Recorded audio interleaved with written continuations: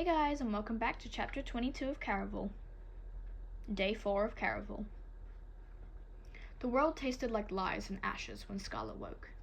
Damp blankets clung to sweaty skin, wet with nightmares and visions of black roses. At least Aiko had not lied about remembering the dreams. Scarlet's memories of her last moments alive were still blurry, but her dreams were vivid. They felt as solid and real as the heavy arms encasing her. Julian. His hand rested just above her breast. Scarlet sucked in a sharp breath. His fingers were cool against her skin, while the marble ice of his chest pressed to her back with an unbeating heart inside. Her body shuddered, but she didn't so much as whimper, afraid it might wake him from his deadly slumber. She could picture the way he'd looked in her dream, wearing that top hat. A callous expression. Exactly the type of look she would have pictured on Legend, and Julian was certainly as attractive as she'd always imagined Legend to be. She recalled the innkeeper's frightened eyes when she'd first seen Julian. Scarlet had thought it was because they were Legend's guests, but what if it was because Julian really was Legend? He knew so much about Caraval. He'd known what to do when she'd been dying, and Julian could have easily put the roses in her room. A sudden heartbeat pressed against her back. Julian's heart. Or was it Legend's heart? No. Scarlet closed her eyes and took a steadying breath. She'd been warned about this, the game playing tricks on her. It couldn't be true. She didn't know when it had happened, but somewhere, at some point, in this strange world full of impossible, Julian had started to mean something to her. She'd begun to trust him. But if Julian really was Legend, everything significant to her had only been part of a game to him. Julian's solid chest rose and fell against her back as heat slowly returned to him. Scarlet felt warmth wherever their bodies aligned. The space between her knees, the small of her back. Her breath came out in uneven wisps as he leaned farther into her, his fingers drifting up to her collarbone. A prick of blue on the tip of one of his fingers brought a flush to her cheeks as she remembered his blood on her tongue, and the way his lips had felt as he'd tasted her. The most intimate thing he'd ever done. The most intimate thing she'd ever done. She needed that to be real. She wanted Julian to be real. But this wasn't just about what she wanted. Scarlet remembered every time Julian had told her that Legend knew how to take care of his guests. According to her dream, he did more than just take care of them. He'd made that woman fall so madly in love, it had driven her to suicide. Legend likes to play twisted games with people, and one of his favorites is making girls fall in love with him. The words from her dream gurgled up like vomit in Scarlet's throat. If Julian was Legend, he'd been enticing Teller before the game even started. Perhaps he'd even seduced them both. Nausea coated Scarlet's stomach at that awful possibility. With disturbing clarity, she recalled those last moments before she died, and how she would have given him more than just her blood if he'd only asked. She needed to escape from Julian's arms before he woke. She was still trying to hold on to the hope he wasn't Legend, but it was too much of a risk to assume otherwise. She would never throw herself out of a window for any man, but her sister was more impulsive. Scarlet had learned to temper her feelings, yet Teller was driven by her volatile emotions and desires. Scarlet could see how both Legend and this game could easily drive Teller to the same unhappy ending as Rosa, if Scarlet did not save her. Scarlet needed to leave and find Dante. If Rosa had been his fiancée, she imagined he would know if Julian was really Legend. Holding her breath, Scarlet took Julian's wrist and carefully pried one hand from her waist. "Crimson," he murmured. Scarlet sucked in a gasp as the fingers that had been on her collarbone lingered up the column of her neck, leaving a prickly trail of ice and fire. He was still asleep, but he would wake soon. No longer bothering with caution, Scarlet slid off the bed and landed in a heap on the floor. Her clothes now looked somewhere between a morning dress and a nightgown, black lace and not enough fabric, but she didn't have time to change into her new dress, and in that moment, she didn't care. As she pushed up from the ground, she calculated that it must be exactly 1 day since she had died. It was the cusp of sunup on the 17th, giving her only one night to find Teller before she had to leave for her Scarlet froze as she caught her reflection in the mirror. Her thick, dark hair now had a slender streak of grey ripping through it. At first she thought it was a trick of the light, but it was there. Her fingers shook as she touched it, right near the temple, impossible to hide with a braid. Scarlet had never thought of herself as vain, but in that moment she wanted to cry. The game was not supposed to be real, but it was having very genuine consequences. If this was the price of a dress, what else would it cost her to get Tella back? Would she be strong enough? Red-eyed and still looking half dead, Scarlet didn't feel particularly tough. The chain of fear around her throat choked her as she thought of how little time she had. But if Nigel, the fortune-teller, was right about fate, then there was no omnipotent hand determining her destiny. She needed to stop letting her worries control it. She might have felt weak, but her love for her sister was not. The sun had recently risen, so she couldn't leave the inn, but she could make the most of her day by searching the serpent for Dante. As she stepped out of her room, candlelight flickered across the crooked hall, buttery and warm. But something about the space felt wrong. The scent. The usual hints of sweat and fading fire smoke were mired with heavier, harsher scents. Anise and lavender, and something akin to rotted plums. No. Scarlet had only a blink to panic as she watched her father step around the corner. She darted back into her room, locked the door, and prayed to the stars. If there was a god or saints, they hated her. How had father got here? If he found her and Tella now, Scarlet had no doubt he would kill her sister as punishment. Scarlet wanted to think the sight of her father was a cruel hallucination, but it made more sense to believe he'd figured out her sister's kidnapping ruse. And maybe the master of Caraval somehow managed to send him a hint. "Tell me who you fear the most," the woman had said, and Scarlet had been foolish enough to answer. What had she done to make Legend hate her so? Even if Julian wasn't Legend, it felt very personal now, though Scarlet couldn't fathom why. Perhaps it was all the letters she'd sent? Or maybe Legend just had a sadistic sense of humor and Scarlet was an easy person to torment. Or maybe... The beginning of Scarlet's dream rushed back in awful shades of purple, followed by one name. Annalise. During the vision, she'd been unable to make the connection, but now she remembered her Nana's stories about Legend's origin. How he'd been in love with a girl who'd broken his heart by marrying another. Had her grandmother been Legend's Anna? Crimson? Julian sat up in bed. "What are you doing against the door like that?" Scarlet froze.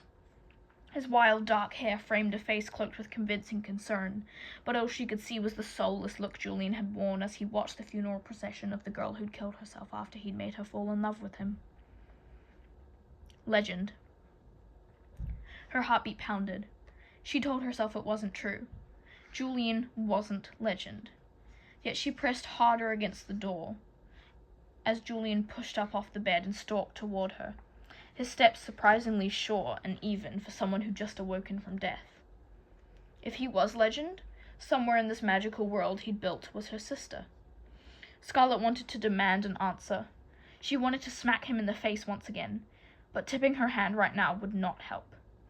If Julian really was Legend, and this twisted game was all some way to get back at her grandmother for breaking his heart, the only advantage Scarlet had was that he did not know she'd discovered him. "Crimson, you're not looking too good. How long ago did you wake up?" Julian lifted his hand and brushed cool knuckles to her cheek. "You have no idea how much you scared me. I'm fine." Scarlet cut him off and slid to the side. She didn't want him touching her. Julian clenched his jaw. All his earlier concern was gone, replaced with... Scarlet wanted to think it was anger, but it wasn't. It was hurt. She could see the sting of her rejection in shades of stormy blue, ghosting over his heart like sad morning mist. Scarlet had always seen her own emotions in color, but she'd never seen another person's. She didn't know what shocked her more, that she could now see the color of Julian's feelings, or that those feelings were so wounded. She tried to imagine how Julian would be feeling if he weren't Legend. Before she died, they'd shared something extraordinarily special. She remembered how gently he'd carried her up to their room, how he'd given up a day of his life for her, how strong and safe his arms had felt as he'd cradled her on the bed. She could even see the evidence of his sacrifice. In the midst of the dark stubble lining his jaw, there was a thin silver streak, matching the new stripe in her hair. And now, Scarlet wouldn't even touch him. "I'm sorry," Scarlet said. "It's just, I think I'm still shaken up from what happened. If I'm acting strange, I'm sorry. I'm not thinking clearly. I'm sorry," she repeated, which may have been too many sorries. A muscle ticked in Julian's neck. He clearly didn't believe her. "Maybe you should lie back down. You know I can't get back into that bed with you," Scarlet snapped. It was what she would have said before, but her words came out harsher than she intended. Julian wiped every emotion from his face, yet the turbulent colors hovering over his heart told Scarlet he was far from unfeeling. His hurt now mingled with a shade of something Scarlet had never seen. The color was indiscernible, not quite silver or gray, but she swore she could feel the sharp emotion behind it. Maybe it was because they'd shared blood? Her lungs were tight, and so was her throat. Every breath hurt as Julian strode over to the other door. "I wasn't planning on getting back in bed with you," he said. Scarlet tried to respond, but now her vocal cords were closed and her eyes were stinging. It wasn't until Julian stepped out of the room that she could breathe once more, and she realized. When he left, it felt as if he were closing the door on her as well. Scarlet stood with her body pressed against the wall, fighting the urge to run after Julian, to apologize for acting so strange and awful. When he walked out the door, she would have sworn he wasn't Legend, but she couldn't risk trusting him and being wrong. No, Scarlet corrected herself. She could risk being wrong. Everything Scarlet had done since arriving at Caraval involved risk. Some of those things had not ended well, but others had pleasantly surprised her, like the intimate moment she'd shared with Julian. He'd never have given her such a precious gift if she hadn't first made a mistake by losing 2 days of her life. Maybe taking a chance right now was exactly what she needed to do. If not for her own sake, she needed to do it for Tella. Julian had been her ally since she'd arrived, and Scarlet might need his help more than ever, with her father on the island now. Oh, saints! Her father! Scarlet hadn't even told Julian he was there. She definitely had to find him now and warn him. Anxiously, Scarlet opened the door. The wretched scent of her father's perfume still lingered, but the only person in the hall was the vile man with the bowler hat who'd stolen her earrings. He paid no attention to her, as she darted past him and onto the stairs. She didn't know where Julian had gone, but she hoped he hadn't left. Scarlet froze at the next landing. Julian, as confident as if he really was the master of Caraval, strode out of Dante's room, opened Tella's cracked door, and stepped inside. What is he doing? Julian hated Dante. And why Tella's demolished room? What was... Above her, the inn creaked with the weight of multiple footsteps. 3 sets. As they drew closer to the stairwell above, she could hear the words of one man echoing down in her direction. The first half of his sentence she couldn't make out, but she recognized her father's voice and caught what he said next. "You saw her walk by just now?" A tremor worked its way through Scarlet's body. "Less than a minute ago. Now, where's my coins?" It must have been the miserable man with the bowler hat speaking. Suddenly, she was back on Trista, curling into stairwell shadows, afraid to move lest she get caught. But she had to move. Any moment her father would be down the stairs. Scarlet couldn't afford to be afraid, or debate what she would do. Her boots barely tapped the floor as she scurried down the path Julian had taken into Tella's room. She tried to latch the door, but the lock was broken. The room was empty. No sign of Julian anywhere. But he'd definitely come in here. Scarlet told herself there was a reasonable explanation. And then she remembered. The dying garden she'd found in Castello Maldito. Neglected and abandoned. The garden had been carefully cultivated cultivated as a place people would not linger. Much like Tella's room. Scarlet imagined Julian entering, pushing aside bits of wreckage, finding a floorboard with the symbol of Caraval, and then pressing his finger against it until another board slipped open, leading him into a hidden tunnel. A tunnel she needed to find. Outside, the sound of footsteps grew louder, a harsh chorus to her frantic search. Dropping to her hands and knees, she scanned for an entrance. Splinters dug into her fingers as she crawled across the floor. Somehow the battered space still managed to smell like Tella. Sharp molasses and wild dreams. Scarlet moved with more urgency.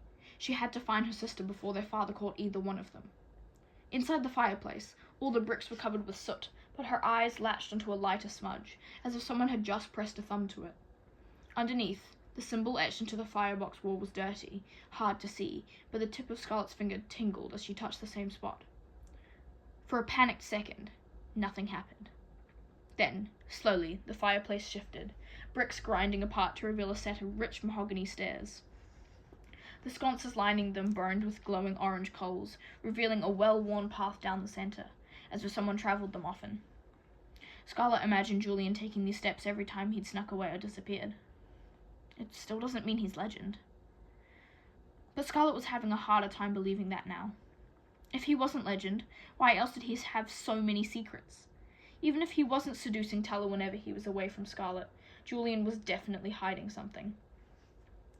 A damp chill wrapped around Scarlet's exposed calves as she started down.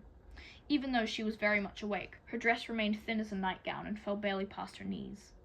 2 flights of smooth stairs led to 3 diverging pathways. On the right, a trail of petal pink sand. In the middle, one of polished glowing stones creating dim puddles of light.